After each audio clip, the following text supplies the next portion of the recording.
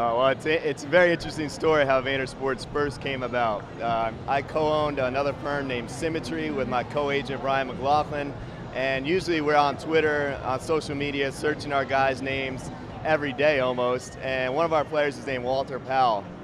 He was on the Jets at the time. This is about fall of 2015. So I'm searching his name, and I see a photo of a guy with a Walter Powell jersey on. I'm like, whoa. Like, Walter at that point in time wasn't all that established. He's a guy that's fighting to stay on the roster. So if you see somebody with his jersey on, that's one of our clients that's not related to him, that's a big deal. So when I seen this, I tweeted at the guy. I'm like, man, nice jersey. And he tweets back at me, oh, thank you. He's like, are you his agent? I'm like, yes, I am. So I click on the profile, and it's a guy named Gary Vaynerchuk, who I look at his followers, and it's like 1.2 million followers. I never heard of Gary Vaynerchuk. I see the followers, I'm like, man, this guy must have bought his followers. So that can't be real.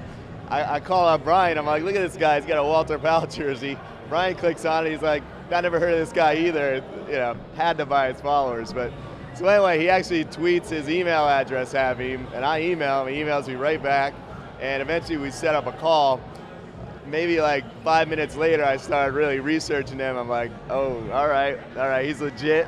He has a personal assistant that calls me to schedule a call. So after that, we had a phone call. 3 minutes into the phone call, we were having some issues with our current equity investors at the time. They weren't getting along with each other. So I had the phone call, and I'm like, Gary, 2 minutes in, I'm like, Gary, you want to buy a sports agency? It's like, yes. So that's pretty quick. It's a lot of luck. I mean, you gotta wonder how many tweets Gary gets per hour just to even notice mine. I mean, that's pure luck. So that's how it started. That's how Vayner Sports started. I mean, we're a team-based organization. Like, Gary's got so much other stuff on his plate, so he can't be expected to be the guy that runs the company the whole time, but he makes executive level decisions. He's really involved. He's not like, there's a few other organizations out there, I won't say them by name, that have big name guys at the top that don't do anything. Gary does a lot, involved with a lot of decision making.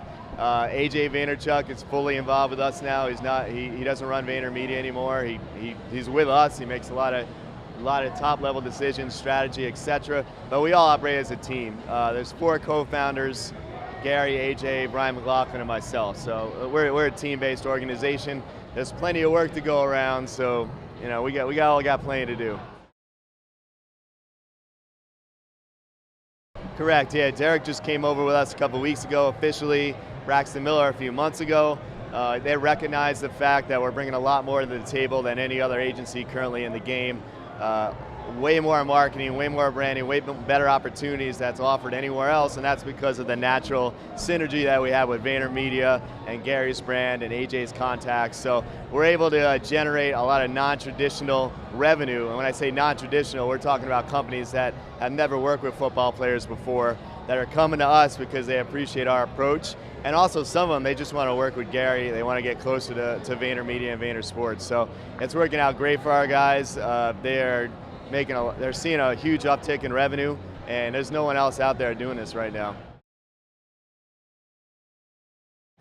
First of all, I'd say don't become a sports agent. It's not for the weak of heart, and you need some lucky breaks. I just talked to you about a major lucky break I had in my career. There are actually a bunch of other lucky breaks before that. But if you are crazy enough to go into my industry, the number one thing you can do is establish relationships with the players.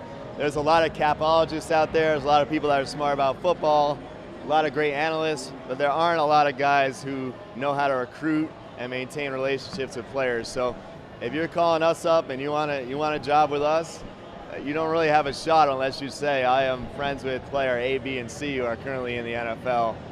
That gets our ears perked.